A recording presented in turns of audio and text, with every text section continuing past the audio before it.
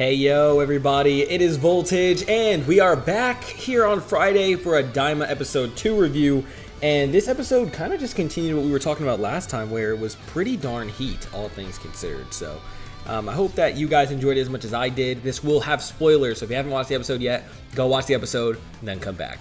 That's taken care of. Let's just talk about the episode itself. So this episode was called Glorio, and although it was called Glorio, I'm going to say right now, this episode was not about Glorio.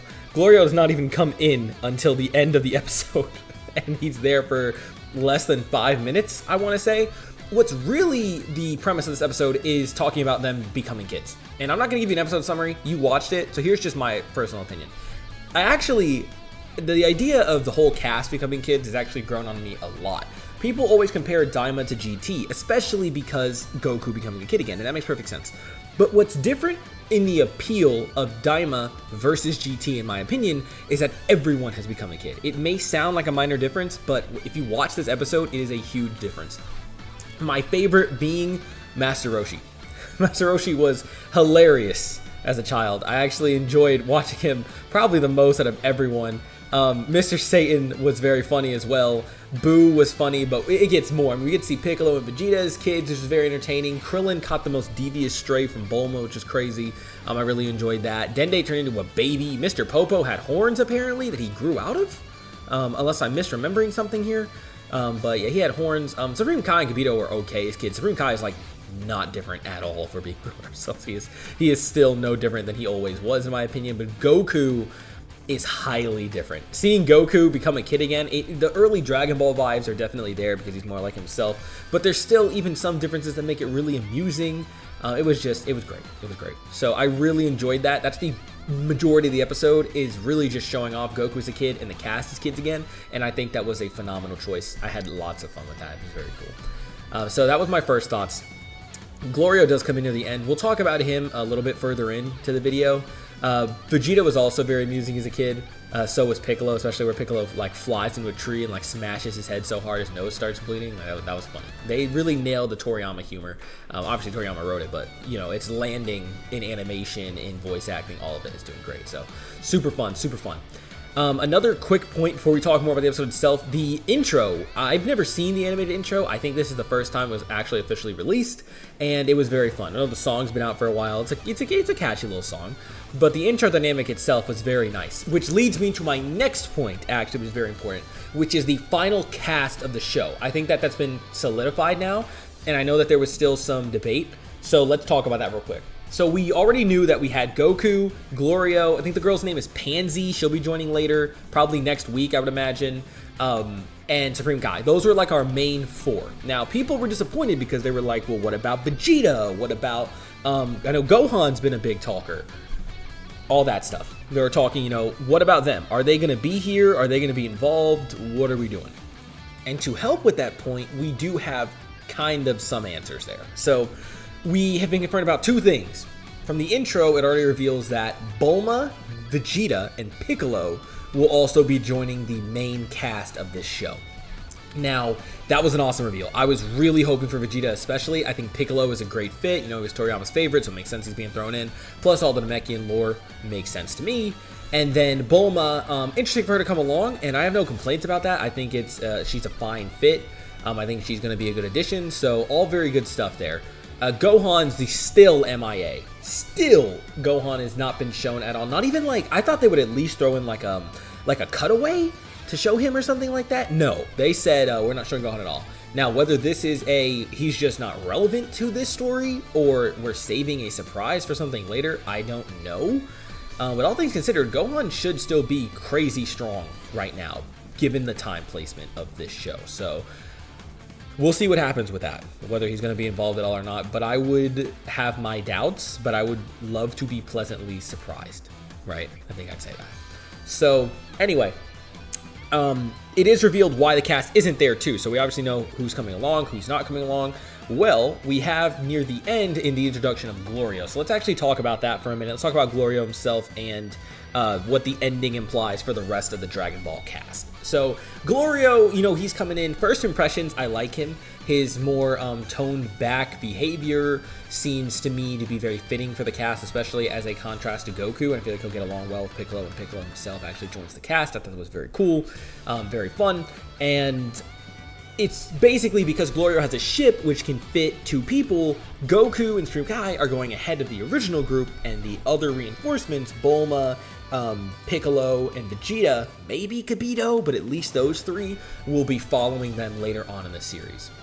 I think that that was a very smart way to do it. It's very reminiscent of the Namek Saga to me. It feels like they're going for that same kind of vibe, except Goku's going first rather than Goku arriving later and having the other cast going there.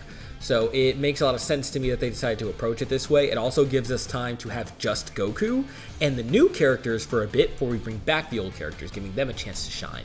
And it also gives us some time to grow on Supreme Kai, who, as of right now, it seems like this show is trying to push Supreme Kai as a character.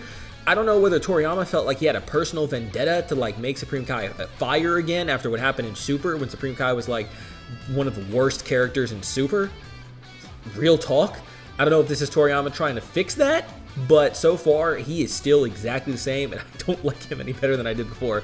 Not saying I hate the guy, but he's like definition of like a C, maybe a B if you put it up.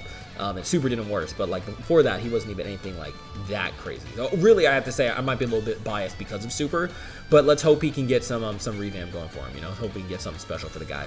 But that's kind of the play there. So they're gonna be joining later. So we'd probably see them within the next few episodes, maybe. Like, who knows? It could come in later. But the fact that they're in the series, and this is supposed to be, I believe, 20 episodes, I'd imagine they're gonna be back by episode 10, 11, the latest. Which to me feels like a very good amount of time to have them reintroduced. So that was sick.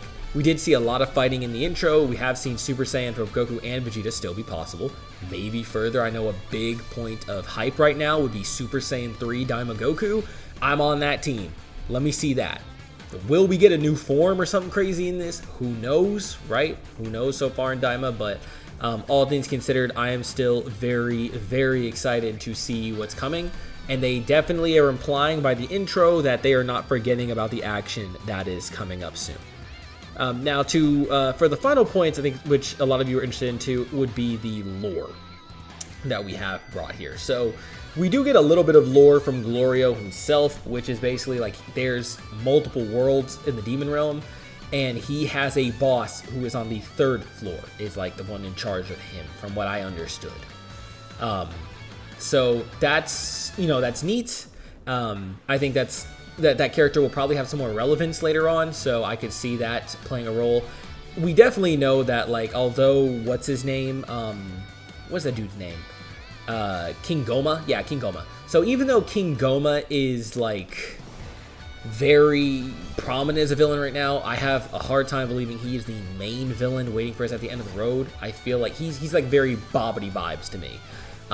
And I don't believe that Degusu is really like the big guy either. I know some people are talking about how Supreme Kai's sister might be the main villain. I think she's not the villain either, though.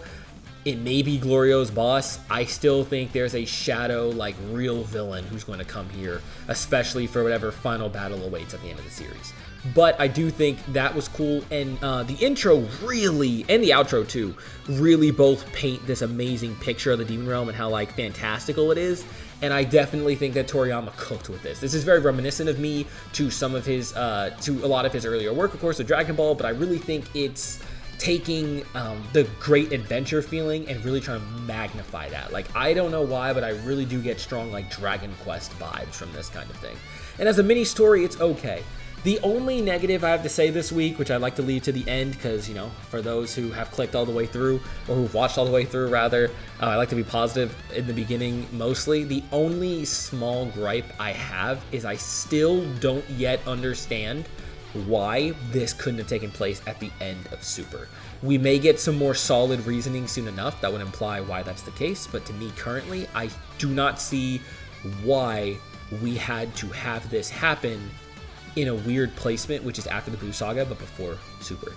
You could have easily just made a point that if they return to kids, they'd lose their god powers, given that Shenron already has its own limits. Turning them to kids, they couldn't access it because the body, like the child body, couldn't handle it, is a reason that comes to mind originally. And have Beerus and Whis just not be involved anyway, because you could have clearly invented a reason why they can't be, or maybe they just don't want to be because it's not their problem. I really feel like that was possible. And we could have had this just take a safe spot in the timeline. People wouldn't be arguing about this because Dragon Ball is already a show where canon has like no meaning. But at least we could have had a solid picture of where things place. I think it would just make things smoother both in the community and out of the community. I feel like it was just kind of a weird decision to place it where we placed it. But that's okay. You know, it's not like ruining the show for me. I just felt like it's something to be talked about. I feel like people are going to be talking about it too on social media and, you know, just together with their friends and the like for a little while.